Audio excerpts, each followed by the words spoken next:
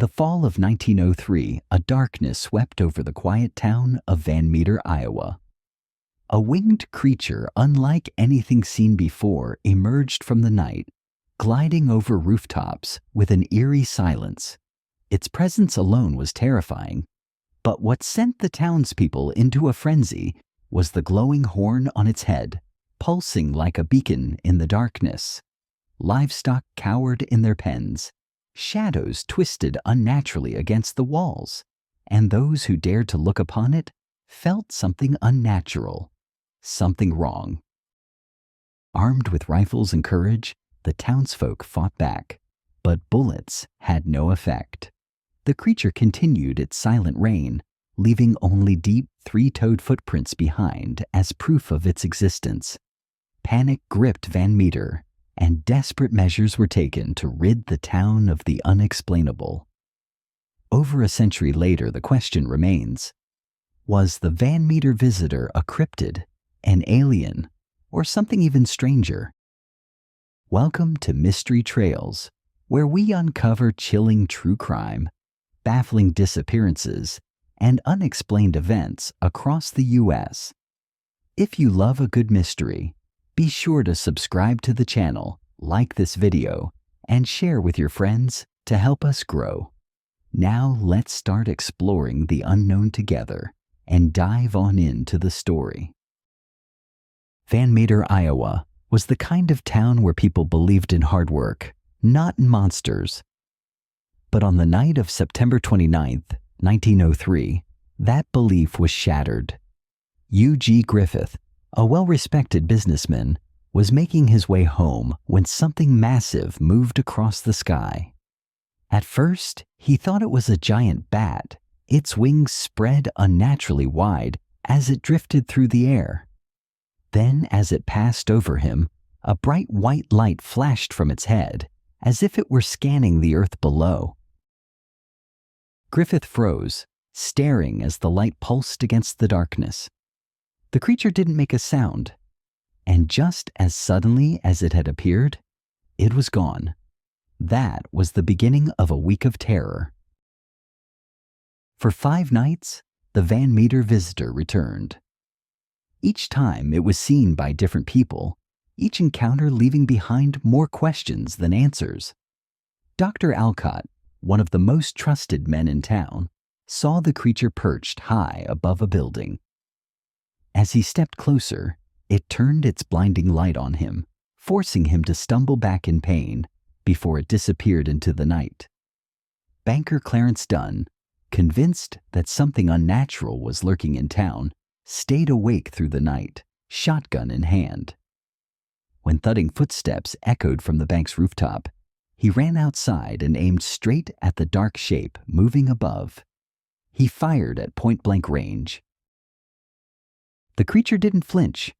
By dawn, giant three-toed footprints had appeared in the dirt, prints so massive that no animal known to the area could have made them.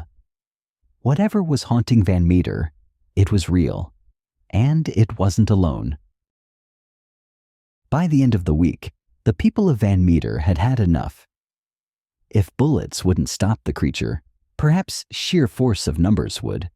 Armed with rifles and shotguns, a group of townsmen tracked the strange footprints to an abandoned coal mine at the edge of town.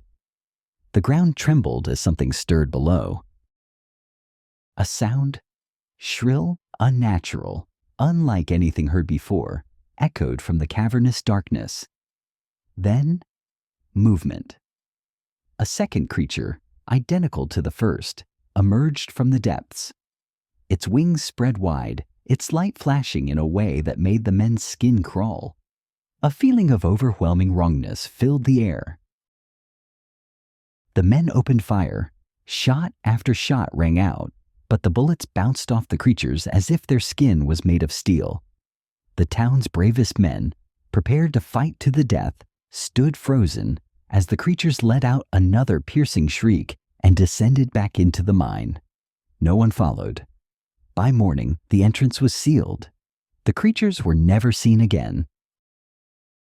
Over a century later, The Van Meter visitor remains one of the strangest and most unexplained encounters in American history, but theories have emerged, each one attempting to explain what really happened that week in 1903.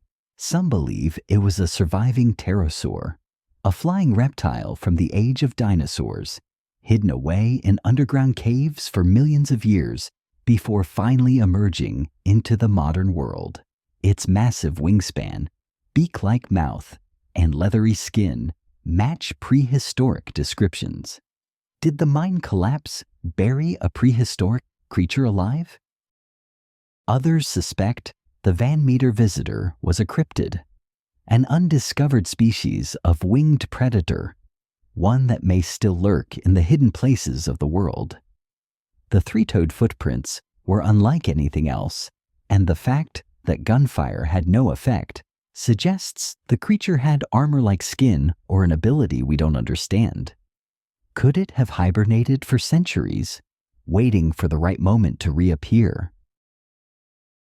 Then there's the possibility that the Van Meter visitor was not from this world at all. The glowing horn, the ability to disappear without a trace, and the blinding flashes of light. Some argue these were signs of advanced technology rather than biology.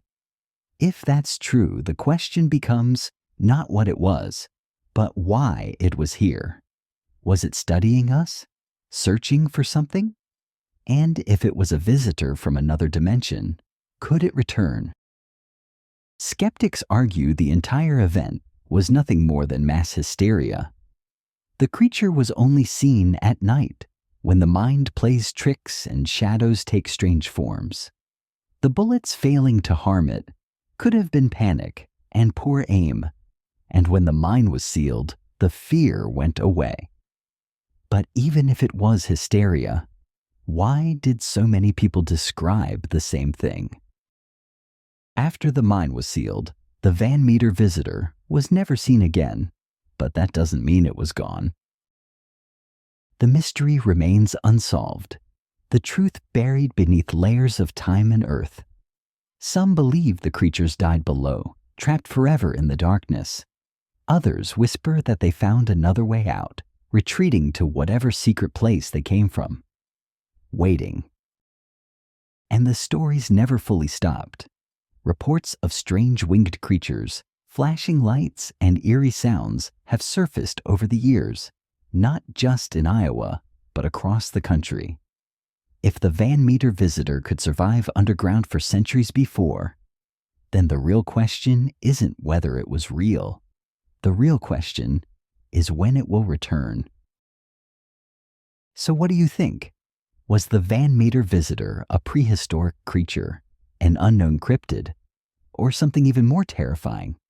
Could it still be out there, waiting for the right moment to emerge once more? Let me know your theories in the comments below. If you love chilling true crime, eerie unsolved mysteries, and terrifying cryptid encounters, be sure to subscribe to Mystery Trails. Every week we explore cases that leave behind more questions than answers. And don't go anywhere just yet. Our next story takes us even deeper into the unknown. Click the next video and I'll see you there. Until next time, stay curious and stay safe.